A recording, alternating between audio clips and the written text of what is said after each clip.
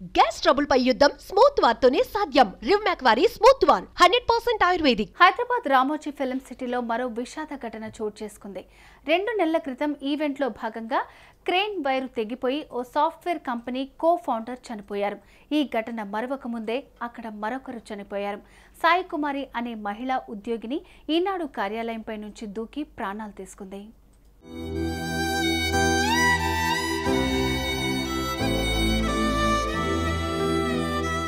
సాయి కుమారి గత కొద్ది కాలంగా ఈనాడు కార్యాలయంలో పనిచేస్తోంది. కాల్ సెంటర్ డిపార్ట్మెంట్లో తనను జాయిన్ చేసుకుంది యాజమాన్యం. సాయి కుమారి భర్త కూడా రామోజీ ఫిలిం సిటీలోనే పనిచేస్తూ ఉండగా వీరికి 2 పిల్లలు ఉన్నారు. ప్రతిరోజు భార్యాభర్తలిద్దరూ కలిసి వస్తుంటారు, కలిసి వెళ్తుంటారు.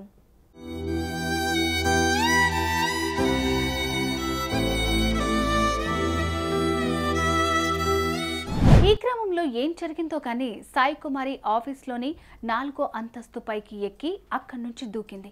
తలకు తీవ్రమైన గాయం కావడంతో ఆమె అక్కడికక్కడే మృతి చెందింది.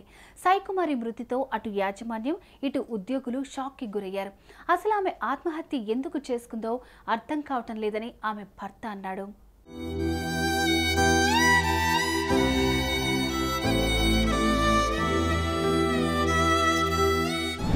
ఈ ఘటన జరిగిన వెంటనే ఈనాడు యాజమాన్యం పోలీసులకు సమాచారం ఇచ్చింది. దీంతో అక్కడికి చేరుకున్న పోలీసులు మృతదేహాన్ని పోస్టుమార్టం నిమిత్తం ఆసుపత్రికి తరలించారు. అలానే కేసు నమోదు చేసి దర్యాప్తు చేస్తున్నారు. సాయి కుమారి ఆత్మహత్యకు గల కారణాలపై ఇతర ఉద్యోగులను అడిగి తెలుసుకుంటున్నారు.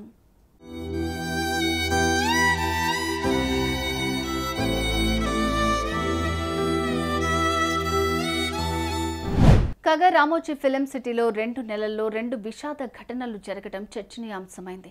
ఇక వ్యక్తిగత విషయాల ఒత్తిడా లేక పని ఒత్తిడా తెలియదు. సాయి కుమారి ఆత్మహత్య చేసుకుంది. దీంతో పోలీసులు అన్ని కోణాల్లో విచారణ జరుపుతున్నారు. పూర్తి వివరాలు త్వరలోనే వెల్లడిస్తామన్నారు.